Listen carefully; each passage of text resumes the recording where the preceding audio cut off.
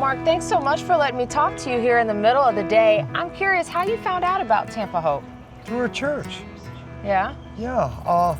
I had real bad luck, ended up being homeless, so I stayed behind the church. Then I got robbed again and beat, and they said, you know what? You're getting in the van. And they brought me here. I knew nothing about this place.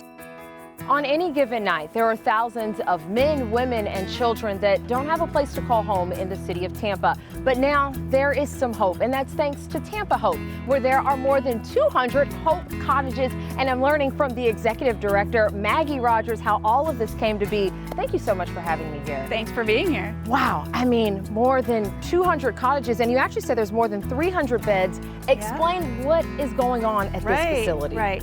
Well, I think we're one of the first of our kind in the country. We have a mixture of cottages, our Hope cottages, 215, and we have tents up on platforms, brings us to our total bed count of 352 right now.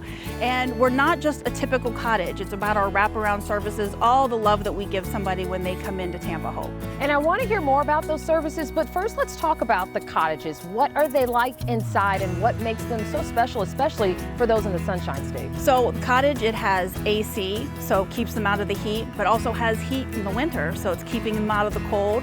And then they have a bed and they have some storage. They also have access to electric inside their cottage.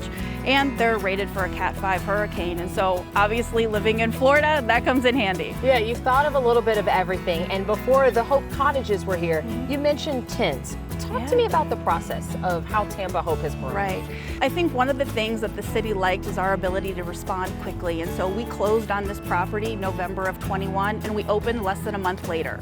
And it was really like a blank canvas, and we got to paint what will the future look like here.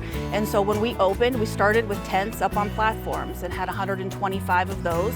And then as we added to the property, we added our Hope cottages. And then I'm amazed by the rest of the facilities and the services because it's more of a holistic approach to the care you provide. It's not just the roof over their head. And I think that's really why our success rate is higher than the average emergency homeless shelter across the country, is because we do wrap around the client. It's really about the whole person, what do they need? And so it's case management, it's housing services, medical services. It's, of course, their meals, showers, laundry, restroom.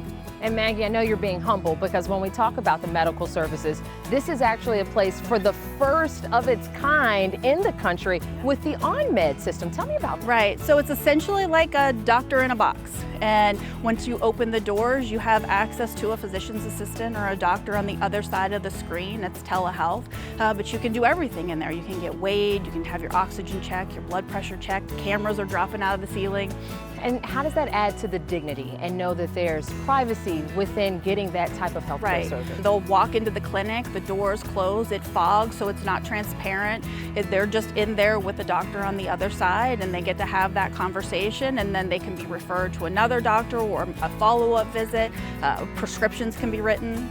Well, it takes a lot to be able to keep something like this up and running. What are things that people in the community can do if they want to support what it is that your mission is? They can always offer to sponsor a Hope cottage. Of course, toiletries are always needed, cash for operations, sponsor a meal, sheets, towels, blankets. And what are the things that you hear from people that stay here and then once their time has passed and they're ready to move on to find their own housing? It's lovely whenever they come back to visit us, and they're so appreciative. They've got, they're in their own apartment. We've moved over, almost 1,000 people into housing. Well, keep up the great success. Thank you so much for sharing that with us. Thanks. For people that, on the outside don't know what Tampa Hope is, what it stands for, and that it exists, what do you want them to understand about how special this place is? I'll tell you what, for a guy like me or any homeless, without this, it's awful. With this, yes, at least we got hope.